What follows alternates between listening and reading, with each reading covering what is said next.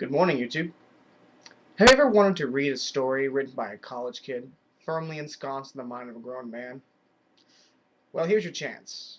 It might draw a tear or two, but mostly you'll be laughing both with and at the masses of corny jokes. Ladies and gentlemen, The Funky Butts, an unauthorized autobiography.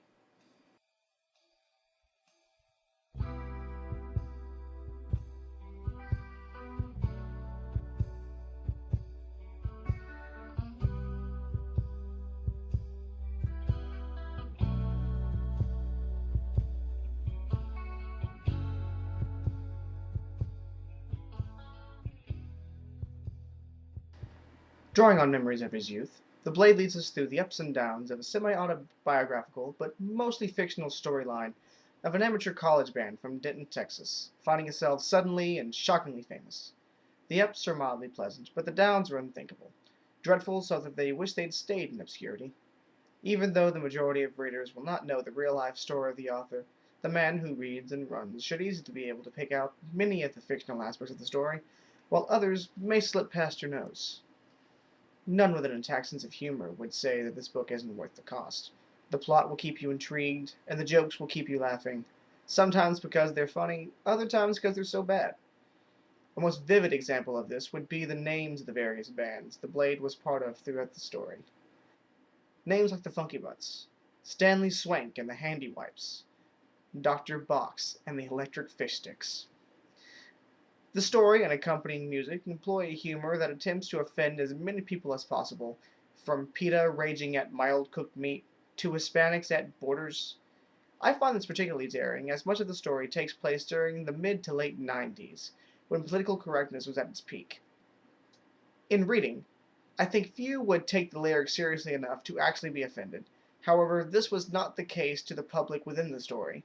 In one case, the band was accused of being racist against Mexicans for the comments of the aforementioned Borders, and even accused the Blade, who is of Mexican blood himself, of looking down on them.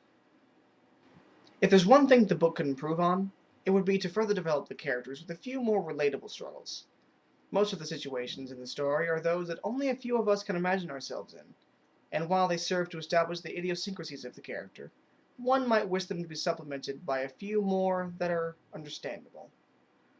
All of us having been accused wrongly in our time. The exception to this is when the very straight-laced MC Mike is accused of raping an underage girl named Ashley, in reprisal for her hurt feelings when he rebuffed her sexual advances. This is actually one of the more gripping moments in the book, as it is the first time that the freedom of a band member had been threatened, despite their copious hijinks. I myself relate to MC Mike quite well, not because I have been wrongly accused of some heinous crime, but because of his straight-laced personality.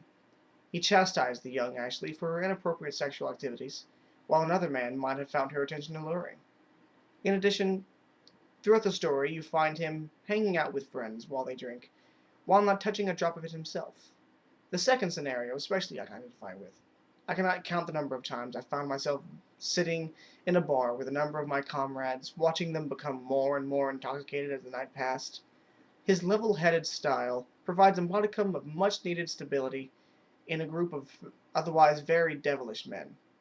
To tell you a bit about the rest of them, the second most sober character, the Blade, found himself tempted while staying in a hotel to toss a television from the window in honor of Led Zeppelin. Yes, folks, he was one of the more collected members. Despite the generally fatuous feel of the story, there's definitely something that can be learned from it. The lesson that stands out the most in my mind is that damnation can arise from getting exactly what you want. A handful of college boys from Denton, Texas suddenly get everything, and immediately it scares them to death. While they learn to enjoy the successes and fame, they find themselves soon fighting desperately to escape.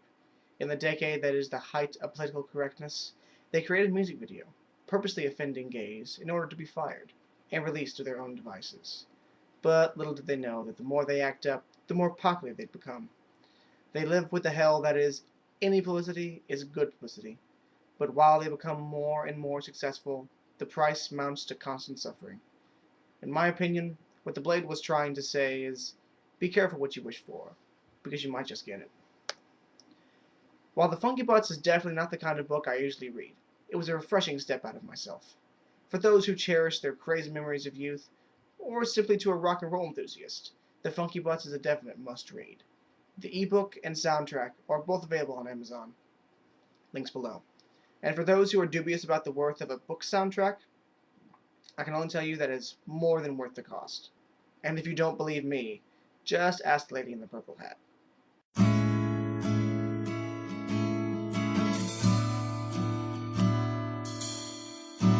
Names like The Funky Butts, Stanley swaying to the electric fishing. Damn, I'm doing so well!